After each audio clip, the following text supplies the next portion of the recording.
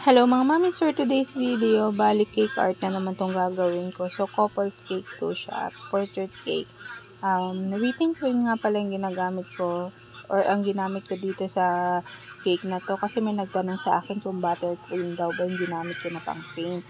Whipping cream lang to yung ginagamit ko. Pero ano siya, paste type, hindi siya yung liquid na na whipping cream. Kapag paste kasi kahit pa paano, mas makontrol mo yung liquid na ilalagay mo. So, ito na nga, ganyan lang siya. Bali, nag-send si customer ng picture.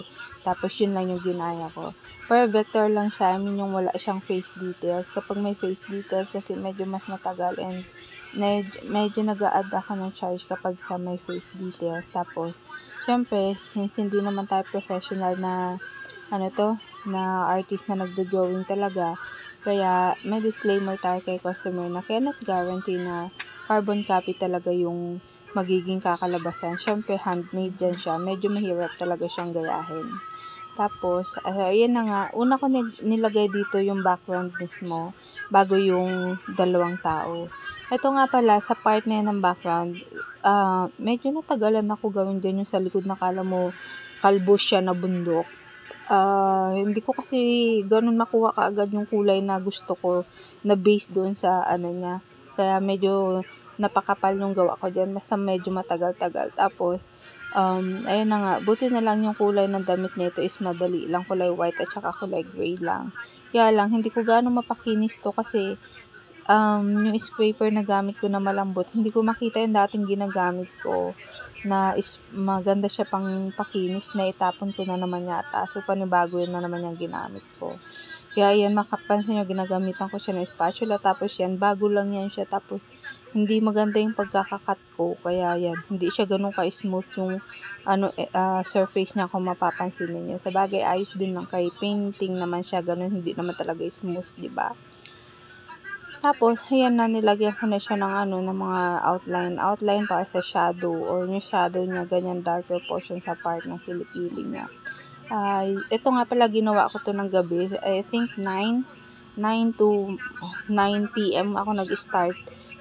Kasama na lahat doon yung pag-frosting, tapos pag-drawing ko ng ganyan. Yung gabi, ang ginawa ko pa lang dyan yung sa ibang part ng katawan at saka yung background. Medyo matagal ko siyang ginawa. Kung 9, 10, 11, 12, 30, mga ganon. Tapos the following kinaumagahan ko na lang siya natapos kasi nga sabi ko antok na ako. Wala na ako sa condition gawin to. Yan, yung mga buhok yun. Umaga ko na yan lahat nilagay kasi nga minsan ganyan kapag nagdo-drawing, kapag wala ka na ba sa condition, hindi na talaga maganda yung outcome. Kaya sabi ko baka kung ano na yung kalabasan niya. Kaya hindi ko na siya tinapos nung gabi. Morning na lang kasi sabi ko hapon pa naman kukuhain to. Pag yung sa mga ganitong may mga drawing talaga, kala nyo lang na madali siya, pero kapag hindi mo siya totally gamay, medyo matagal din siyang gawin, lalo sa cake mo siya gagawin. Kumbaga, hindi mo siya basta ilalagay, i-erase ng ganyan kasi pag nag-set na yung yung icing niya, nagbubutas-butas na talaga siya. Tapos, ito naman yung sa dedication kasi na nilagay ni customer, naka all caps siya. Nare-confirm ko sa kanya kung i-all caps ba yan or kahit hindi siya uppercase lahat, ganun. Medyo hindi siya nag-reply kaagad. Kaya yan, sinunod ko na kung ano yung pagkaka-type niya. Minsan kasi yung iba, in-uppercase nila para lang highlight sa akin sabihin na ito yung dedication. May mga ganun kasi yun pala, parang kahit na uppercase yung umpisa, ganyan. Hindi siya sumagot kaagad Mahaba nga yan yung unang tawag nito, dedication na ilalagay sa board. Dalawang paragraph yata yun. Sabi ko na kung hindi siya kasya. Ayun, ganun kaya yun, medyo iniksian niya na. Tapos ayun pa yung dedication sa taas din, diba? Mahirap magsulat kasi talaga sa cake, lalo kapag hindi ka naman gamay din talaga magsulat o hindi ganun kaganda yung penmanship mo.